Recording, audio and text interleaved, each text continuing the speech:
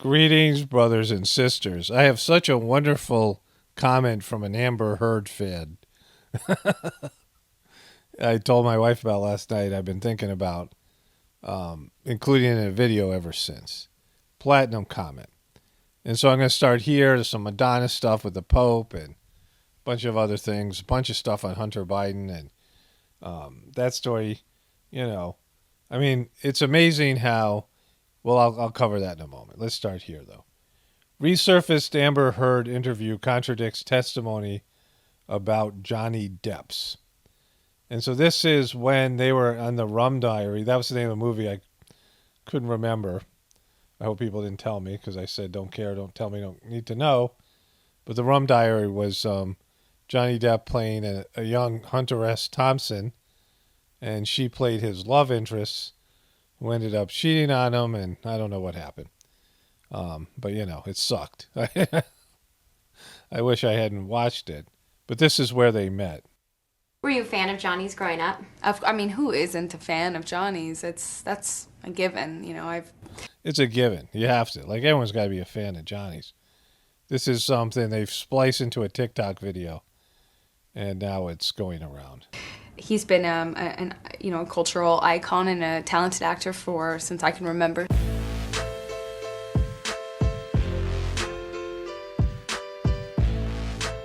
I knew who he was. I wasn't familiar, I wasn't a fan of his work. I wasn't familiar with him, but I knew who he was, he was a cultural icon when young bimbo. He's one of the most famous people in the world. Okay, so not the biggest contradiction ever. But let's go to the comment that a person left. So this is the video, Amber Heard's fake crying versus Johnny Depp's darkness. I think you're way out of line about this. She wasn't fake crying. I would show you it again, but most of you have already seen it. But, we all know she was fake crying. There was, But then this is the wonderful line. Let me read the first two lines and then the third line because it's the great one. I think you're way out of line about this. She was fake crying. I read all 3,000 pages of her UK trial. You read 3,000 pages of Amber Heard's UK trial, and you're using this as a way to convince us of your expertise, right? You're thinking we're going to think that's a good thing? I read all 3,000 pages of her UK trial. You think it's a good idea to tell someone like me something like that, right? You spent God knows how long reading 3,000 pages of her UK trial. Why would anybody do that? Why in the world would anybody do that? And you think that this is some badge of honor now we're all going to respect your opinion so much more. Because he's trying to compete with me over whose opinion's more valid. Well, you on one hand, who I think is way out of line about this, doesn't know as much as me because you didn't read 3,000 pages of the UK trial. Like I already, I am an expert. I'm an expert. I have expertise because of my, brilliant decision to read 3,000 pages of the Amber Heard trial.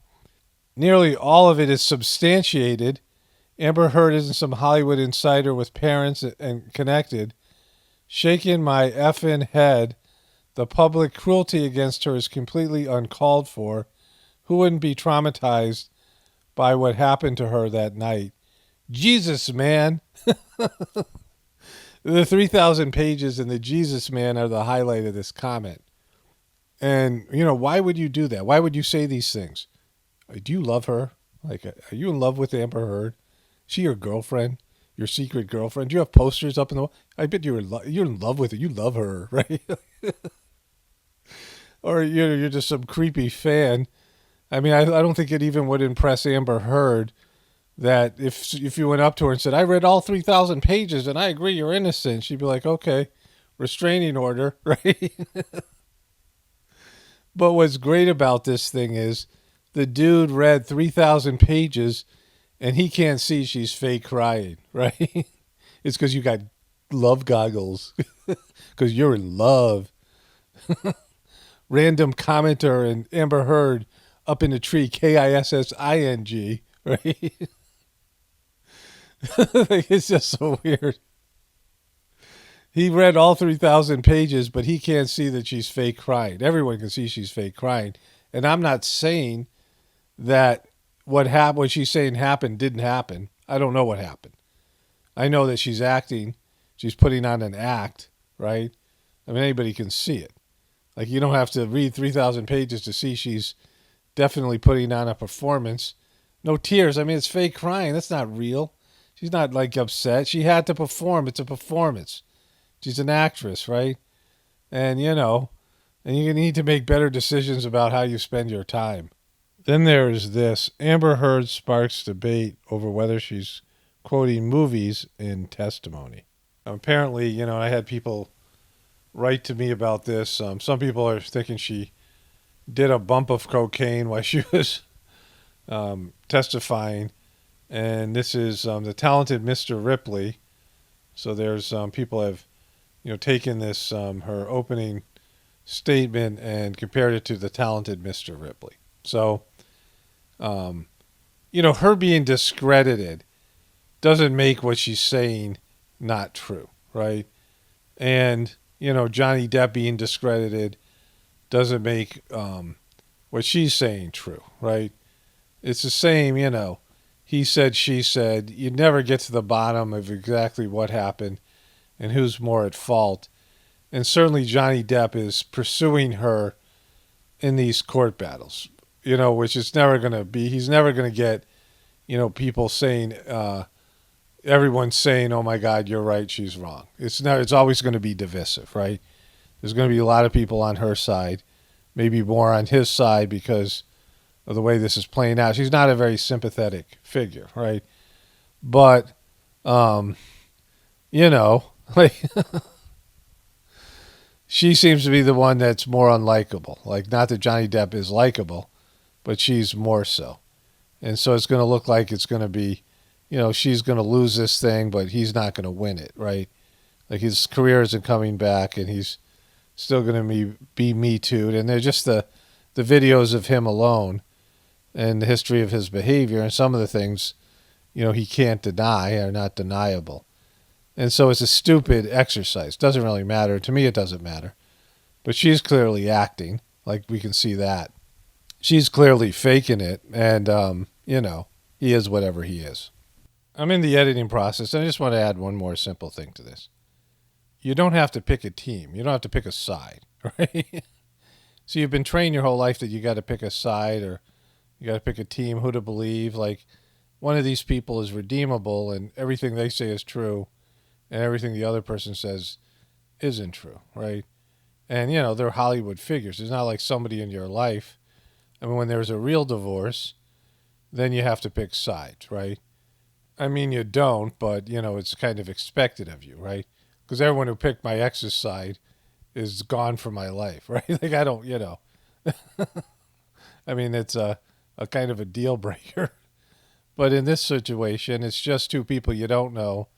This thing, as far as we know, they never were married and they never spent any time together. Like, we don't know, right?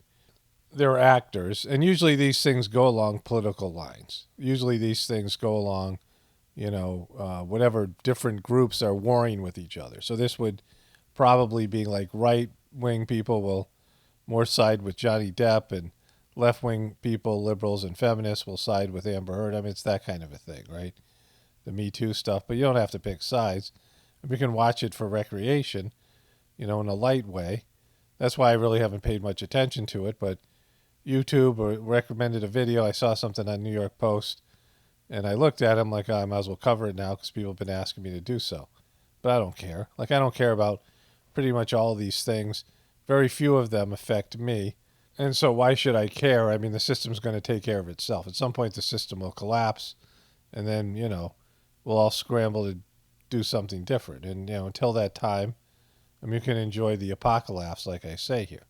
But you don't have to pick a side. Like, you don't have to, there's going to be some legal decision. And there might be some monies, I mean, whatever it is, right? But I'm not, certainly rooting for Johnny Depp. I mean, he's the one who keeps on bringing this into a legal situation. But Amber Heard is the much more unlikable of the two. But, I mean, who knows and who cares, really? I mean, it's just something that's here now that people will talk about. Everyone has an opinion about it, and then it'll move on to something else. So let's move on to Madam Expiration Date. Madonna asked Pope Francis to meet and discuss her blasphemous behavior. Papa, please preach. And so Madonna reacted over Pope Francis nearly 2 decades after the Vatican condemned her blasphemous behavior. I think it's for that Papa Don't Preach movie where music video where she used the cross imagery and all that stuff, right? And like a virgin, these other things. But this is Madonna, Madam Expiration's official tweeter. Hello, Pontifex. She's got him here. Francis, I'm a good Catholic. I swear, I don't swear. It's been a few decades since my last confession. Would it be possible to meet up one day to discuss some important matters? I've been excommunicated 3 times. It doesn't seem fair. It only doesn't seem fair because of the, pedo priests, right? It's hard to excommunicate people when you have a big pedo problem in your ruling class, right? In your administrative or whatever it is, the ministry aspect of your organization. And so in that way, sure. But you are not a good Catholic, right? You're not a good person. You're Madonna. And you do things to outrage people and shock them, including other Catholics, right? And maybe she's not, serious here. She's just trying to gain attention for herself. That's what Madam Expiration do best. There's her tattoo here. The Madam X and the whatever is Monon. But anyways, you've expired. This isn't going to make you relevant again. Here's a profane password Hunter Biden reportedly used for his laptop. It's effed up, right? So his password was literally effed up, right? Like that's what his password was to his laptop. The guy who Hunter Biden handed his laptop to, there's there's 3 articles here on the New York Post. So this guy wrote a book, and so I want to read some excerpts and info from it. The night I met Hunter Biden, Mac shop owner John Mac Isaac recounts the fateful encounter in exclusive excerpt. And so they allowed him to publish some, or he allowed them to publish some of his book to give himself publicity. But it said it was Friday night, 10 minutes before the shop's was closing, and Hunter Biden rolled into the store 10 minutes before the store was going to close. I struggled not to roll my eyes when in stumbled a man clutching 3 MacBook Pros. He was about my height, 6 foot tall, but a little heavier. He slid the 3 laptops onto the bar counter as he fumbled for a seat. I'm glad you're still open. I just came from a cigar bar and they told me about your shop, but I had to hurry because you close at 7. And so he said, great, I thought, another one who thinks the world revolves around him. And he said, I need the data recovered off these, but they have all liquid damage and it won't turn on. Well, let's get you checked in and see what's going on. One of the computers had a Beau Biden sticker on it or something. Foundation sticker covering the Apple logo. He asked what his name was, and he said Hunter, and then he said Biden with a sarcastic edge. So here's the one that said the laptop with the effed up name on it, right? He said he came in reeking of booze. He carried the 3 laptops, which you already heard, with the liquid damage. One of the 15-inch models was a complete write-off, but another was slightly better shape, although the keyboard was unresponsive. I pulled out an external keyboard and asked for permission to log in, And Hunter started laughing. My password is effed up. Don't be offended, he said. And so this guy is just a real piece of work. But he said that it took only a few files before I noticed pornography appearing in the right column. So he had a whole pornography column. And he also wrote that he found on January 16, 2017, email that listed taxable income in annual amounts that reached $2,400,000 in 2015. So when his father was still vice president of the United States, he made $2.5 million while he was smoking crack, right? And so, I mean, this guy, you know. So there's the picture. This guy has, some kinds of problems with his eyesight. We saw videos of him. And there he is. There's Hunter Biden, the famous cigarette picture. And there's Hunter Biden with his chompers, right? That's what happens when you bang a stripper named Dallas from Arkansas. There he is, looking thoughtful. Here he is wearing cleats for some reason, or running shoes, and his fancy scarf. The repairman who revealed Hunter Biden laptop sues Gifty Skift, CNN, Political, and the Daily Beast. And so he has a multi-million-dollar defamation suit against them because they claimed he was a Russian spy or something like this, right? After fighting to reveal the truth, all I want now is the rest of the country to know that there was a collective and orchestrated effort by social and mainstream media to block a real story with real consequences for the nation. There was a collusion led by 51 former pillars in the intelligence community and backed by the words and actions of a political motivated DOJ and FBI. I wanted this lawsuit to reveal the collusion and, more importantly, who gave the marching orders. There's a guy here. Of course, we know who this guy is. Twitter initially labeled my action hacking, so the first day after the information leak, I was bombarded with hate mail and death threats revolving around the idea that I was a hacker and a thief and a criminal. Skifty Skiff, this guy, who chairs the House Intelligence Committee, has some explaining to do. Without any intel, the head of the Intelligence Committee decided to share with CNN and its viewers a complete utter lie, a lie issued in the protection of a preferred presidential candidate. He said that he was a Russian spy and a stooge for President Putin, right? This is what was said about this guy. And so he's suing all these people, Skifty Skift, and CNN, which sucks, of course, right, and these other organizations.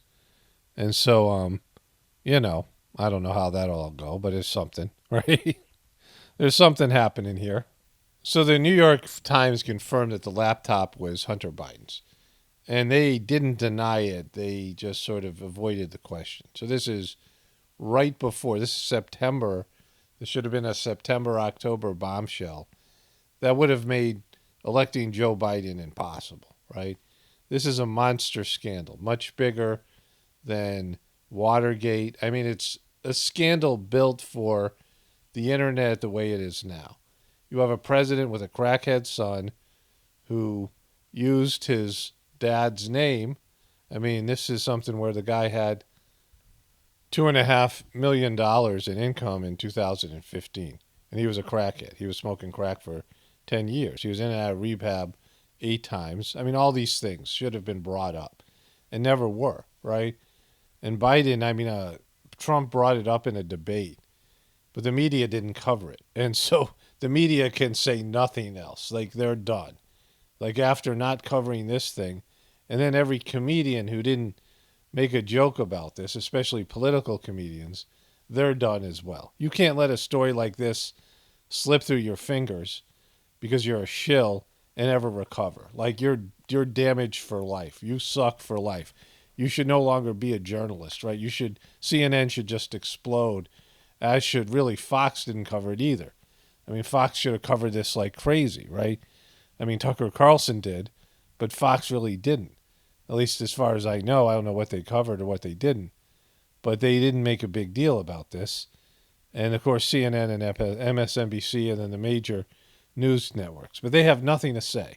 Like you're just totally discredited because this is a hilarious story.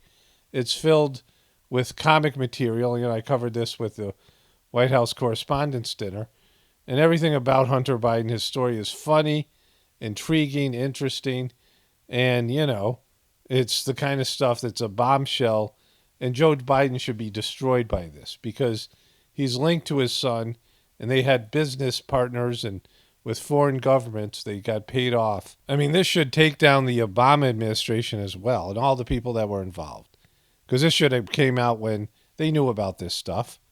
This should have came out when, you know, Obama was president, and at least when Trump was president, but certainly before Biden got to be president. And now he's president, and this should take him down as well. But there's no media, right? And so, you know, anybody suppressing this story has nothing to say, right? As being like a legitimate, you know, human being with, you know, some sort of a soul or whatever it is, right? I mean, everyone has a soul, but if you actively suppressed it and continue to suppress this story and not cover this story, then you just out and out suck at your job. Media, politician, celebrities, everyone across the board. Comedians particularly, they should all be talking about Hunter Biden. Like, you know, Trevor Noah, and making it about, you know, a Fox News reporter and his nepotism with his dad, right? The Duceys, right? You know. But, you know, I mean, this is a monster story. Trevor Noah avoided it. It was great. Like, just how bad they suck, right? Fred Savage fired from Wonder Years reboot after misconduct investigation. Even Fred Savage, you know, even him. So this popped up on my YouTube feed right from yesterday. But while election conspiracy candidates are winning Republican primaries where they run against each other, they're having less luck when facing off against Democrats, even in an election cycle that's supposed to favor Republicans. It's crazy. Last night, Michigan held a special election for a vacant House seat. Trump had won the district by double There it is, Trump. digits in 2020. He'd been represented by Republicans for more than 3 decades. So the conventional wisdom was that this was going to be an easy Republican victory. The Republican in that race was a conservative QAnon conspiracy theorist. He claimed that Ukraine was, quote, culpable for its invasion by Russia. He's a QB. Ran on a platform of trying to decertify the 2020 election. And at one point, he decided to use a very unfortunate metaphor for that fight. You know, having 3 daughters, and I tell my daughters, well, if is inevitable, you should just lie back and enjoy it. See the shocked look on the face of the woman next to him? Well, that woman is a fellow Republican. The Democrats... That's just crazy. Well, that's you know, I'm shocked that he lost. Running against the fringe QAnon joke guy decided that she was going to make that candidate's extremism and conspiracy theory. Okay, so anyways, this is about how a Democrat beat a Trump Republican. The name of it, notable crass Trump Republican defeated by Democrat in very red district. Because they're obsessed with Trump. They won't let it go, right? They wouldn't care about this otherwise. They're obsessed with him, right? There's going to be the midterms, and then there's going to be another election in 2024, and we're going to see how well people like Democrats, right? I'm not a Republican, but I know it's going to happen, right? I mean, you know, it's going to be a crap show, right? I mean, there's just, you know, what are you going to do, run Jojo Magoo? Like, when are you guys going to cover real news? Like, at what point are you so embarrassed and so, I mean, as supposed journalists, how do you not cover the Hunter Biden laptop? You know, I said this before in a recent video, how they just, you know, they have their own insulated group and they all just, you know, ignore things. They will not talk about them. And if they do, they use some way to distract people. They talk about something else or how it's Trump's fault or whatever it is, right? But they won't talk about things that everyone else in the country is talking about. And many people think about it the same way we do. They just have their own insulated group of government, Hollywood, and the media, and they, you know, even to whatever extent, social media that bans people from talking about certain things, right? and they just won't acknowledge it, right? They won't acknowledge criminal behavior, immoral behavior, lies. I mean, the hypocrisy, all these things. They just pretend. But what point you just can't live with yourself anymore, that you're so ashamed of what you've become as a supposed journalist and your obsession with Trump. So I want to talk about this. My wife and I completed watching the TV show The Dropout. And I've been so busy here that we finished it 4 days ago, but I wanted to even talk about it before then. And it, came on the heels of watching this Inventing Anna, about this Anna Delvey, and then this other woman, Elizabeth Holmes. Like, I already forgot her name. And both these women, these were true stories, and I don't know how I missed them. They're the kind of thing that I know the New York Post covered them. I guess I wasn't looking at the Post back then, page 6. But I missed these two stories, and they were, kind of epic stories. But the first thing I wanted to say, and there's going to be spoiler alerts about the show and the story if you haven't seen it, but you already know the person's guilty. You know that both people got convicted of crimes, right? But they've moved to these feminist TV shows, and they're directed and written by feminists, right? I know they're at least directed by feminists, and women are in charge of these shows. And instead of making these women look good, I mean, if you think about all the bad TV shows that are out there now where there's a feminist agenda, but these are two of the most powerful and watched TV shows. And it's about women who are scam artists in a way that, they get away with things that men would never get away with, right? Like this Anna Delvey, she was a middle class or poor Russian girl who claimed that she was a German heiress and her father was worth millions and millions of dollars. And she convinced upper level society, mostly in New York, that she was this person, and she had this idea, and the idea I think might even work, to do this very ritzy, art club, and she infiltrated fashion and all these things. And she conned all these people. I mean, some banks gave her money, and she was only one step away from getting $40 million to do this business in New York, and she had the support of all these people who she played, and, all of them were embarrassed and humiliated, right? And, that was a Netflix show. But, it doesn't speak well for women, right? I mean, no matter how they phrased it and, they made it sound like men would get a better deal or whatever. They tried to put these little ideas in the show, as they did with this Elizabeth Holmes show. And Elizabeth Holmes was a, girl, and the way that they made the TV show, I don't know how much is accurate. I mean, they always take creative license, but her dad was a guy who worked for Enron, got fired for Enron, and the family went on financially hard times. And the daughter was, I don't know if she's a sociopath or she's autistic. She's a very odd person with a very weird, deep voice if you've heard her speak. But she dropped out of Stanford. She was like a smart student. She was got a scholarship there. She was, she was clearly intelligent. And she said she always wanted to be a billionaire.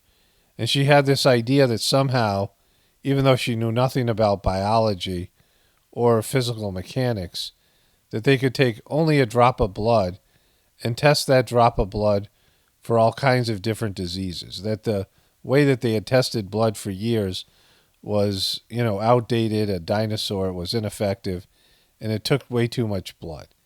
And she didn't like having blood drawn, and neither did her mom, so that was, part of it, right? And she started a startup with this idea, this premise, and she got all these people to believe in it, but it was impossible. Like, they're no way near creating a technology that this drop of blood would work. And they faked results, and some of these things are factually accurate. They faked results, and then they started, and she was conning people, and it became a company that was worth $9 billion. But now she's, awaiting sentencing. Both these women went to jail, right? And the level of hostility and gaslighting that she treated her employees and people who, burned her. We also watched this show about this guy, Travis, whatever his name, the guy who started Uber, and he was a real prick as well. Like, just going after anybody that, that spoke truth to them.